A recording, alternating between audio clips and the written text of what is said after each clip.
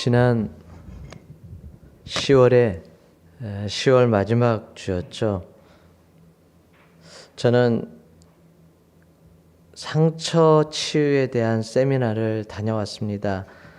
왜냐하면 코로나19로 인해서 어려움을 당하는 선교사님들이 계시고 또 여러 가지 힘든 상황을 겪고 있는 선교사님들이 계시기 때문에 그분들을 케어하기 위해서 이러한 세미나를 다녀와야겠다는 마음을 갖고 위기관리재단에서 진행하는 그 프로그램을 이수하고 왔습니다. 재난을 겪은 사람들이 받은 상처를 어떻게 치유할 것인가, 그게 이제 주요 이제 문제들이었었죠. 특히 어려움을 겪은 사람들이 가지고 있는 트라우마를 어떻게 극복할 것인가에 정말 많은 시간을 할애해서 배우는 시간이었습니다. 결론적인 부분을 간단하게 설명드리자면 트라우마는 피하거나 속으로 묵혀두면 안 된다는 것입니다. 반드시 꺼내어서 표현하고 인정할 것은 인정하면서 나를 자녀 삼아 주시고 사랑하시는 하나님을 의지해야 한다는 것입니다. 꺼내어 표현하다 보면 트라우마를 극복하기 위한 회복 과정에서 비탄의 여정을 지나야 됩니다. 중요한 것은 비탄의 여정을 겪기 싫어서 다 극복한 것처럼 하나님의 은혜로 다 해결되었다는 식으로 이렇게 넘어가서는 안 된다는 것입니다. 그냥 넘어가면 이 트라우마는 극복이 안 될 뿐만 아니라 그 사람을 더욱 힘들게 만든다고 합니다. 괜찮다고 다독이며 다시 새 출발, 새롭게 출발, 괜찮은 것 같죠? 그렇지만 비슷한 상황에 직면하게 되면 더 큰 혼란 가운데 번아웃 완전히 퍼져버린다는 거죠.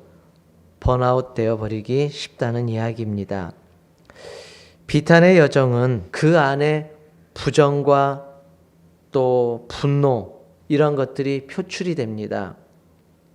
그뿐만 아니라 삶의 희망이 없어서 우울증에 걸리기도 하죠. 괴로워합니다. 죄책감이 오기도 합니다. 그러나 이 여정을 변함없이 나를 사랑하시는 하나님, 그분을 의지하면서 나아간다면 틀림없이 이겨낼 수 있다는 거예요. 결국 나중에 시간이 좀 지나서 새 출발할 수 있는 그런 능력을 얻게 된다는 것이고, 그러한 비슷한 상황이 또 닥친다 해도 자신감 있게 넘길 수 있다는 것입니다. 그래서 트라우마를 극복해야 된다는 거예요. 트라우마를 극복하느냐 하지 않느냐는 나중에 엄청난 차이를 갖게 된다는 것입니다. 인생을 살다 보면 누구나 한 번쯤 이런 어려움을 겪고 이로 인해 트라우마를 안고 있습니다. 이 트라우마를 극복하지 못하면 우리는 평생 트라우마에 지배당해서 불안해하며 그렇게 살게 되는 것이죠. 오늘 본문에 나오는 요담 왕이 이런 트라우마로 살았다는 것을 우리가 알 수 있습니다. 요담은 여호와 보시기에 정직하게 행했다는 평가를 받은 왕이에요. 그럼에도 불구하고 의로운 왕의 반열에는 들지 못하고 있습니다. 우리가 의로운 왕을 꼽을 때 요담은 꼽지를 않고 있잖아요. 왜일까요? 요담 왕은 25세의 왕에 등극하게 되지만 사실은 10여 년 전에 왕이 이미 되었습니다. 그래서 나라를 다스렸어요. 10여 년 전이면은 20대 초반이겠죠. 요담의 아버지는 우시아인데요. 우시아 또한 의로운 왕이라는 칭호는 받지는 못했지만 여호와 보시기에 정직하게 행했다는 칭호를 받은 사람입니다. 하나님 보시기에 정직하게 살았기에 부강해졌어요. 견고해졌습니다. 전쟁터에 나가서도 승리를 거두었어요. 그런데 그러다 보니까 교만한 마음이 이 우시야 왕에게 다가왔고 이 교만한 마음에 큰 죄를 저지르게 되었습니다. 왕의 신분으로서 성전에 들어와 분향을 한 거예요. 이건 엄청난 죄죠. 역대하 26장 16절에 보면 그가 강성하여짐에 그의 마음이 교만하여 악을 행하여 그의 하나님 여호와께 범죄하되 곧 여호와의 성전에 들어가서 향단에 분향하려 한지라. 왕으로서 아무것도 아니라고 생각할 수 있겠죠. 나는 뭐든지 할 수 있는 존재니까. 그러나 왕 또한 하나님의 피조물이죠. 하나님의 다스림을 받아야 될 존재입니다. 우시야 왕이 또 하나 그럴 수도 있겠다 싶은 것이 있어요. 부인이 제사장의 딸입니다. 그래서 제사장이 분향하는 것을 자신이 해도 된다고 생각했는지 모르겠습니다. 이 정도쯤은 괜찮겠지? 그랬는지도 모르겠어요. 그래서 수많은 제사장들이 이 소식을 듣고는 달려옵니다. 왕을 막아요. 이러시면 안 됩니다. 여기서 이러시면 안 됩니다. 막아요. 그런데 이것을 무시하고 향을 피우게 되죠. 이때 하나님이 우시야 왕을 내려칩니다. 문둥병이 이마로부터 오게 되죠. 이때부터 우시야는 죽는 그날까지 사람들 앞에 나설 수 없어서 별궁에 위치하고 있습니다.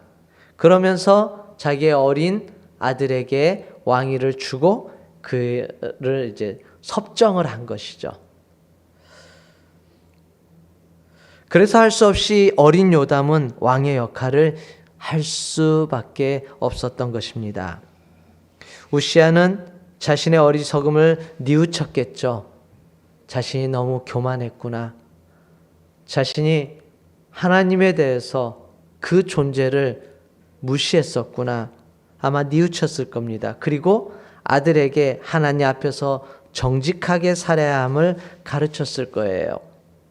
그래서 역사의 평가는 우시야나 요담이나 하나님 앞에서 정직하게 행한 왕들로 평가는 하고 있습니다. 다만 이들을 하나님 앞에서 정직하다고 평가할 때 다윗의 길로 행했다는 평가는 없어요.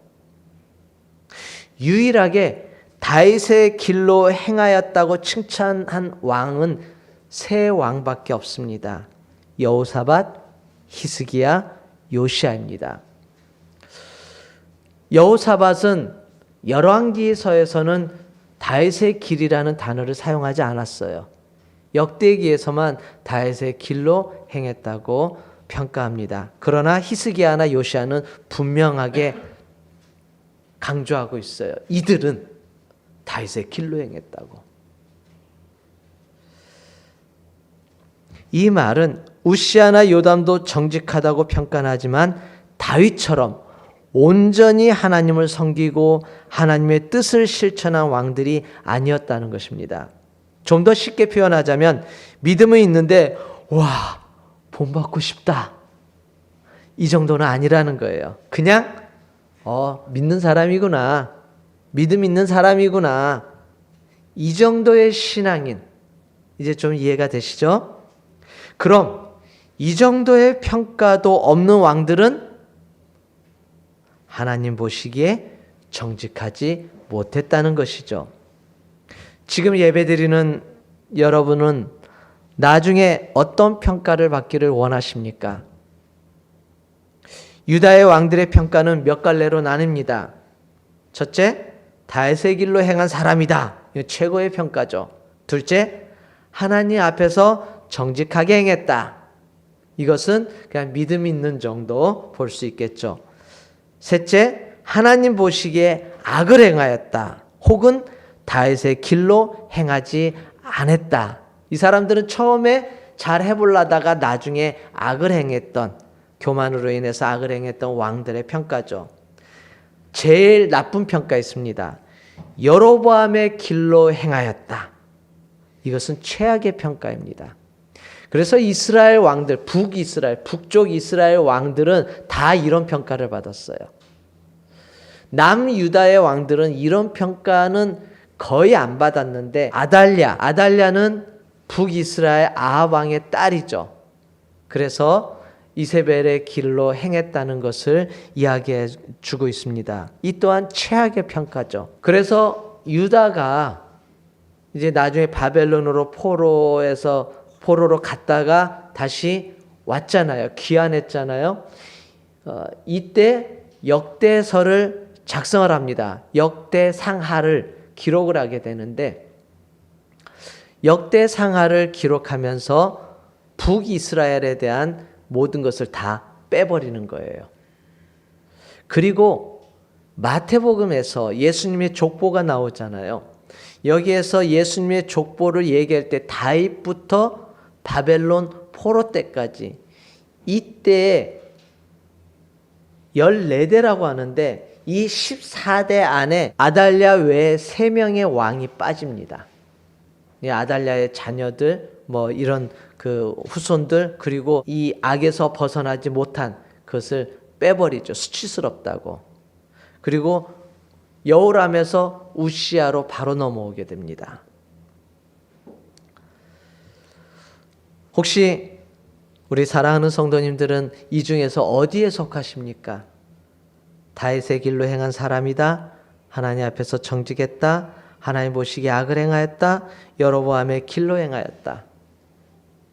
저는 우리 모든 성도님들이 다윗의 길로 행한 사람이라는 평가를 받기를 원합니다. 저도 그런 평가를 받고 싶고요. 다시 본문으로 돌아와서요. 요담이 아버지 우시아의 조언을 받았죠. 이렇게 받은 요담은 하나님 앞에서 정직하게 행하였다고 하지만 아버지가 문둥병에 걸린 사건은 그에게는 트라우마였습니다. 그에게는 이게 트라우마였어요. 어디서 알 수 있습니까? 첫째는 그가 성전을 아예 들어가지 않았다는 사실이에요. 둘째는 이스라엘 백성들 또한 성전이 아닌 산당에서 제사하고 분향했다는 사실이에요. 열왕기하 15장 32절로 38절을 보면 오늘 본문과 동일한 내용이 기록되어 있는데 약간의 차이점이 있습니다. 그 중에 하나가 2절에 기록된 내용이에요. 본문에는 여호와의 성전에는 들어가지 아니하였고 백성은 여전히 부패하였더라 이렇게 기록되어 있죠. 왕하 15장 35절을 보면 오직 산당을 제거하지 아니하였으므로 백성이 여전히 그 산당에서 제사를 드리며 분향하였더라 이렇게 기록되어 있습니다. 요담이 성전에 들어가지 않으니까 이런 현상들이 생겨난 거예요. 그러니까 성전에 들어가지 않으면은 요담이 기도를 어디서 하겠습니까? 그러니까 기도를 하지 않았다는 거예요. 그가 정직히는 행했지만 성전을 찾지 않으니 기도 생활이 전혀 안 된 것입니다. 둘째는 왕이 성전을 멀리하니 자연스럽게 백성들도 우시아가 그렇게 된 것을 보니 함부로 성전을 찾으면 안 되겠다는 그런 생각을 하게 된 것이죠. 그래서 성전 대신에 산당을 찾아서 우상을 섬겼다는 것입니다. 다윗은 매일 아침 하나님 앞으로 나아갔죠. 다윗이 성전을 사모했다는 것을 모르는 사람이 없을 정도입니다. 시편을 읽다 보면은 다윗이 아침, 점심, 저녁 이렇게 주님을 찾는다고 하는데 특별히 아침에는 항상 주님 전에 나아갔어요. 이때는 성전이 있는 것도 아니었잖아요. 법궤가 있는 장소였죠. 다윗은 그곳을 찾았던 것입니다. 자연스럽게 이스라엘 백성들도 그 당시 다윗 당시 이스라엘 백성들도 하나님께 영광 돌림을 최우선으로 두게 된 것입니다. 그러했기에 엄청난 공사인 성전 건축도 이스라엘 백성들이 힘을 모아서 거뜬하게 해낼 수 있었잖아요. 그러나 요담은 아버지 우시아가 문둥병에 걸려 섭정을 계속하고 있었기 때문에 근처에도 가기 싫어했던 것입니다. 혹시나 하는 두려운 마음이겠죠. 하나님을 믿기는 믿는데 성전을 찾지 않았다는 것은 불완전한 신앙입니다. 솔로몬이 성전을 지었을 때 하나님은 그 성전에 임하신다 약속하셨잖아요. 너희들이 나를 떠나지 않으면 나는 이곳에 임할 것이다. 너희 가운데 임할 것이다. 그렇게 약속을 하셨던 곳이 성전입니다.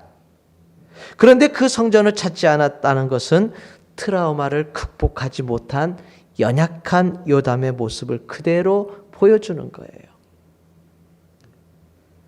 다윗은 법궤를 옮길 때 웃사가 죽은 사건으로 인해서 웃사가 법궤를 옮길 때 옆에 있었잖아요.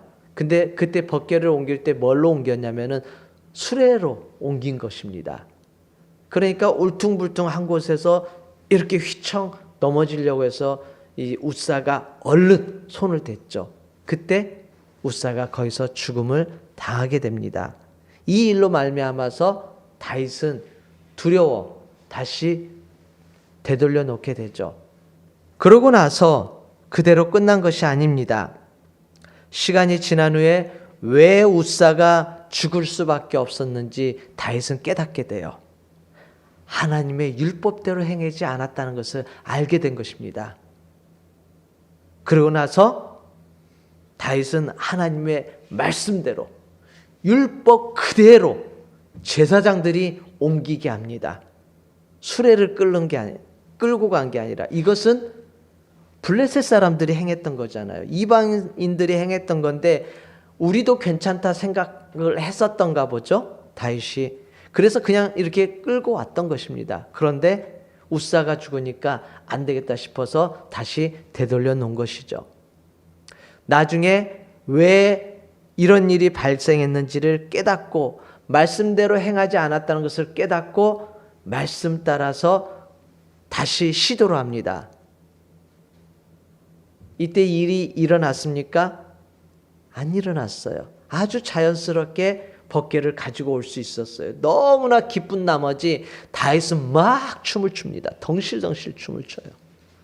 너무너무 기뻐했어요. 그리고 다윗성에 이 법궤를 놓아둔 것입니다. 그러고 다윗은 매일같이 성막을 찾아 기도했던 것이에요. 하나님을 찬양했던 것입니다. 그러나 요담은 왜 아버지가 문둥병에 걸렸는지 그 원인을 찾아보고 율법을 지키지 않았음을 알았어야 하는데 그러지 않았다는 거예요. 너무 소극적이었던 것입니다. 이 기간이 꽤 오래됐잖아요. 우시아가 문둥병에 걸린 지 10년이 넘게 있다가 죽었거든요. 39년, 그러니까 우시아가 52년간을 다스렸는데 39년째 됐을 때 이런 일이 있었거든요. 그랬다면은 얼마든지 말씀을 가까이 했더라면 알았을 것입니다. 법을 어겨서 이렇게 됐었구나. 그건 제사장의 몫이었고 그러면서 날마다 성전을 찾아 기도할 수 있었을 것입니다. 의로운 왕으로 인정받았던 여호사밧이나 히스기야나 요시야는 동일하게 하나님의 말씀을 백성들에게 가르쳤습니다. 개혁운동을 자기만으로 끝내지 않았어요. 여호사밧도 막 사람들을 보냈잖아요. 동네에 보냈어요. 히스기야나 요시야는 더욱더 그랬죠. 요시야 같은 경우는 회개운동까지 막 벌였습니다. 놀라운 개혁을 일으켰어요. 얼마나 의로웠으면 요시야는 전쟁터에서 죽었죠. 얼마나 의로웠으면 예레미야 선지자가 요시야를 위한 애가를 불렀겠습니까? 그리고 모든 백성들이 슬퍼했다고 그랬어요. 요시야가 죽었을 때. 이스라엘 백성들이 말씀 앞에 회개하도록 요시야는 촉구하며 말씀으로 돌아가는 운동을 아주 열심으로 적극적으로 했던 왕입니다. 요담이 하나님의 말씀을 바로 깨우쳤더라면 성전을 멀리하지 않았을 것입니다. 회피하는 것은 올바른 해결책이 아니에요. 요담이 하나님 앞에서 정직하게 행하려고 노력했어요. 그렇지만 거기에서 한 걸음 더 나아갔어야 됩니다. 한 걸음 더 나아가 말씀을 가까이 했어야 했던 거예요. 백성들의 상태는 어땠습니까? 아달랴가 전국에 퍼뜨린 우상으로 인해서 하나님께 제대로 나오지 못하는 상태였습니다. 그러니까 자연스럽게 산당을 찾아 분향하는 거, 이게 일상적인 생활이었던 거예요. 특히나 왕이 성전을 안 찾으니까 백성들은 더더구나 성전을 멀리했던 거예요. 아달랴 이후에 요아스가 종교개혁을 한다고 했지만 이 또한 온전치 못했어요. 여호야다 제사장이 살아있을 때만 했잖아요. 그리고 제사장이 어린 요아스 8살 때 왕이 됐으니까 어린 요아스에게 이렇게 가르치고 7살인가 어린 요아스 이렇게 가르치고 하니까 좀 약간 수동적인 그런 부분들이 있죠. 그래서 온전한 정교개혁이 일어나지를 않았던 것입니다. 그 이후에 아마샤도 우시야도 뭔가 부족한 믿음을 보였어요. 우리는 역사서를 읽으면서 그것을 느낄 수 있었잖아요. 뭔가가 2%가 부족했어요. 그나마 이 중에서 요담이 가장 하나님 앞에서 정직했습니다. 그랬지만 요담 또한 율법을 깊이 있게 보았다는 내용이 전혀 없어요. 너무나 짧게 요약되어 있습니다. 실질적으로 요담이 그 16년을 다스렸다 했지만 실질적으로 다스린 횟수는 한 6년 정도로 보고 있습니다. 왜냐하면은 그 아들 아하스에게 물려주고 약 4년 정도는 또 같이 이제 다스렸다는 그러한 그 주석가들의 그 해석이 있습니다. 대부분이 그렇게 보고 있어요. 그래서 그런지 아주 짧게 이야기하고 있어요. 요담은 그래도 아버지 우시아의 영향으로 신앙은 유지했지만 백성들은 점점 더 부패해져 갔다는 것입니다.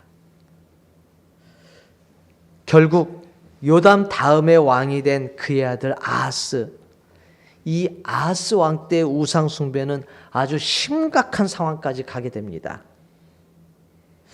요담이 아들에게 하나님 앞에서 정직하게 행하라고 가르쳤을까요? 아니면 성전을 멀리하는 아버지를 보면서 우상을 손쉽게 아하스가 섬길 수 있었을까요? 제가 보기에는 후자에 속하는 것 같습니다. 아하스는 우상을 섬기는데 도가 지나칠 정도예요. 어느 정도냐면은 자기 아들도 불에 바칠 정도로 우상에게 바친다고 불에 던져요. 그러한 일을 이 아하스가 행했습니다. 정말 안타까운 일이죠. 제가 트라우마를 극복하기 위한 세미나에서 배운 것은 트라우마를 근본적으로 해결하는 것은 하나님의 말씀이라는 것입니다. 이 힐링 사역에서 사용되는 성경 구절이 322개나 된대요. 이 말씀들이 적용되면서 사람들이 살아난다 합니다. 트라우마를 극복하게 된대요. 하나님의 말씀에 이처럼 사람을 살리는 능력이 있습니다. 모든 문제의 해결점이 되기도 해요. 왜 그럴까요? 하나님이 우리를 지으신 분이기 때문입니다. 자동차왕 헨리 포드, 잘 아시죠? 포드. 네, 그 창시자죠. 이 헨리 포드와 전기 기술자 스테인 맥스에 관한 일화입니다. 이제 포드사의 공장을 디트로이트에 이제 첫 번째 공장을 세웠답니다. 거기에 이 큰 발전기를 설치를 했대요. 잘 돌아가고 있는데 어느 날 갑작스럽게 이 발전기가 멈췄답니다. 원인을 아무리 찾으려 해도 찾을 수가 없대요. 하루 쉬는데 이 손해는 막 어마어마하대요. 그래서 할 수 없이 이 스테인맥스라는 사람이 전기 이쪽으로는 최고라는 거예요. 근데 좀 비쌌대요. 그렇지만은 이 문제를 해결하기 위해서는 그 사람밖에 없는 거죠. 그래서 그 사람을 불렀답니다. 근데 그 사람이 똑똑 뭐 몇 군데 좀 두들겨 보고 이렇게 좀 만지더니 거의 뭐 얼마 안 가서 스위치를 딱 올렸더니 발전기가 돌아가는 거예요. 깜짝 놀랐죠. 그리고는 갑니다. 그리고 청구서가 날라왔어요. 얼마게요? 10,000불. 그리고 포드가 깜짝 놀란 거예요. 아니 잠깐 이렇게 좀 몇 군데 훑어보고 이렇게 좀 만지는 거 같더니 어떻게 그걸 10,000불이나 받냐고 좀 따졌답니다. 그랬더니 스테인맥스가 이렇게 메모를 보내왔대요. 이렇게 전기 이렇게 훑어보고 이렇게 고쳤던 공임 10불. 나머지는 그 전기를 볼 수 있는 능력치 9,990불. 그렇게 보냈답니다. 포드가 할 수 없이 10,000불을 지불했대요. 이처럼 우리에게 어떤 문제가 있다면 그 문제의 해결점은 하나님의 말씀에서 찾아야 합니다. 왜요? 그분은 우리의 창조주시니까요. 지금도 우리를 다스리시는 분이니까 하나님이 모른다면은 누가 알겠냐고요. 오로지 하나님만이 우리의 모든 것을 아시는 분이에요. 그렇기 때문에 우리에게 문제가 생겼을 때 하나님 앞에 와야 되는 것입니다. 다윗은 이것을 알았기 때문에 항상 하나님께 엎드렸던 거예요.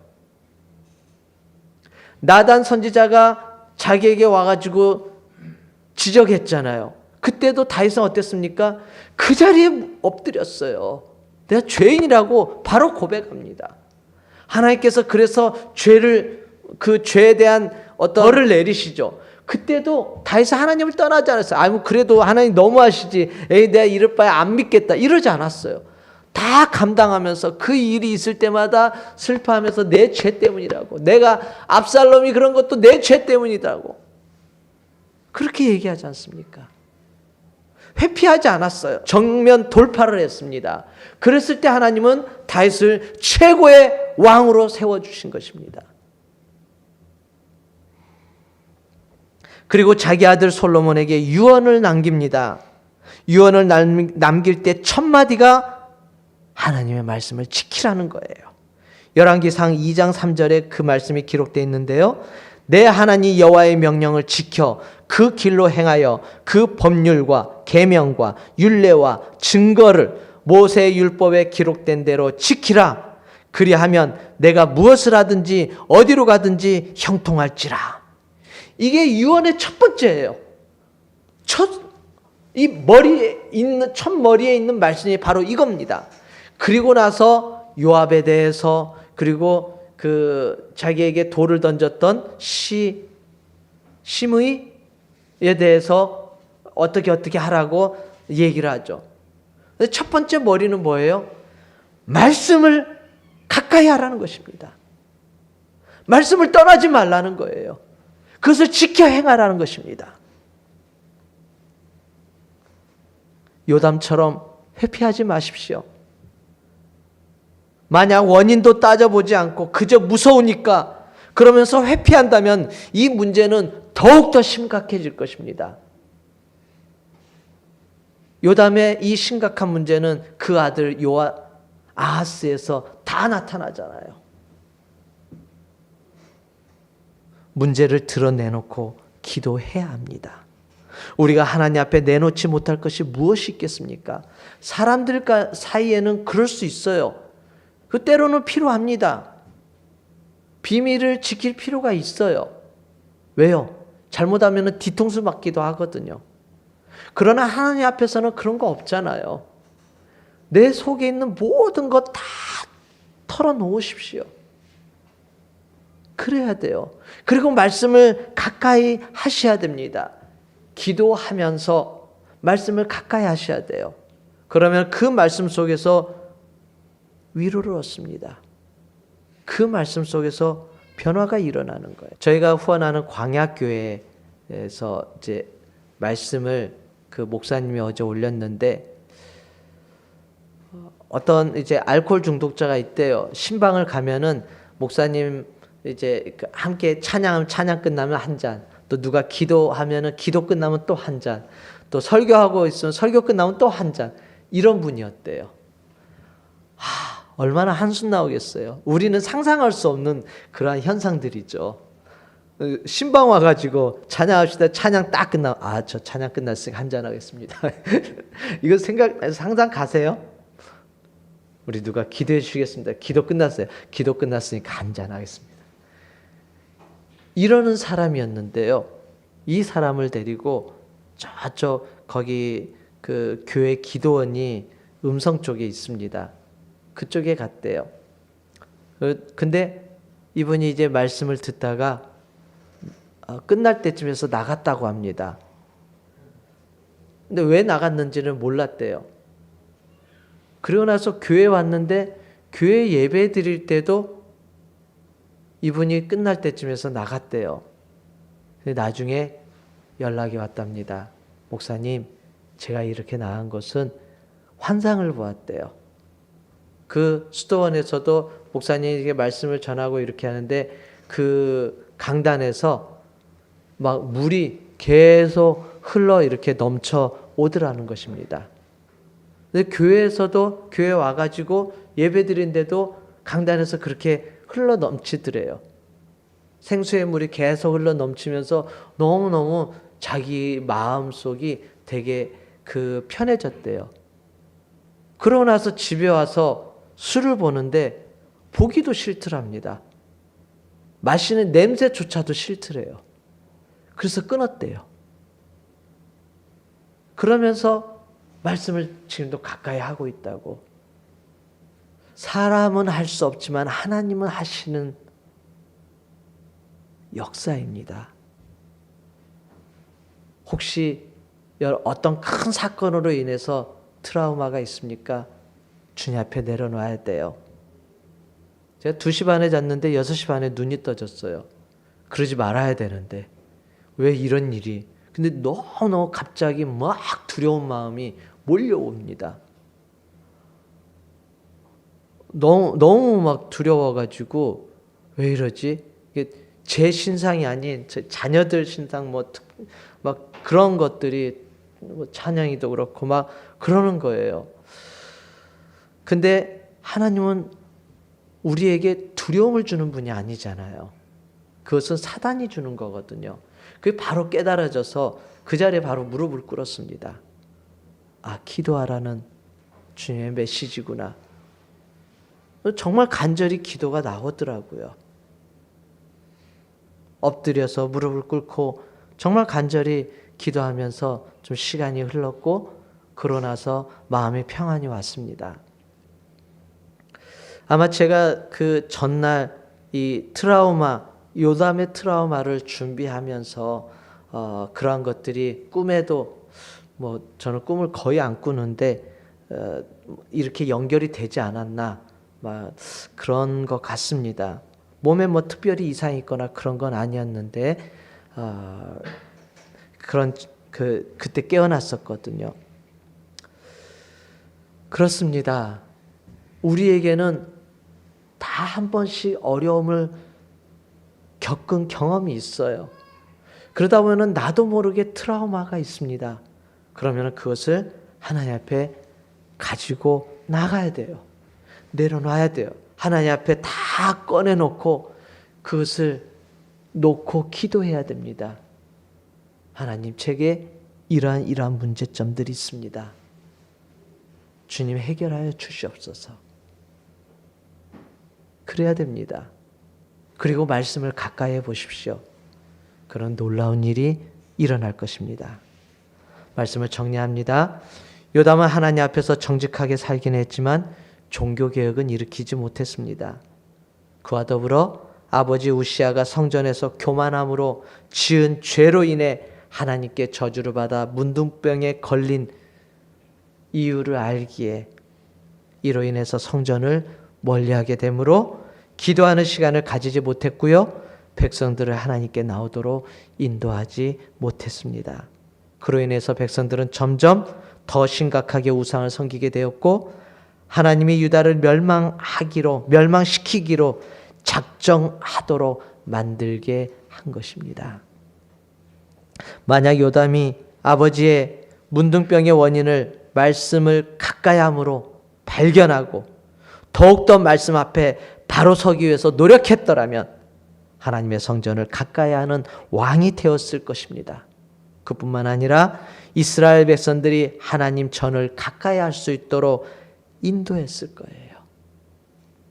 모든 문제의 해결은 하나님의 말씀을 통하여 충분히 해결할 수 있습니다.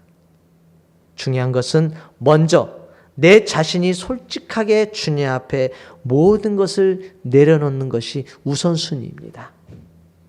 그러면 하나님은 우리의 부르짖음에 응답하시며 말씀으로 우리를 인도해 주시며 우리에게 이김을 주실 것입니다. 우리가 말씀을 가까이 해야 할 이유와 하나님 앞에 늘 기도로 나아가야 할 이유를 발견했다면 요담이 누구인지 모르고 이스라엘의 역사를 몰라도 오늘 말씀을 잘 이해하신 것입니다. 여러분의 모든 문제를 말씀 앞에 펼쳐 놓으십시오. 그리고 하나님께 아뢰므로 해결받고 응답받는, 그리고 하나님의 선한 인도하심을 받는 우리 귀한 성도님들 되시기를 주님의 이름으로 축원드립니다.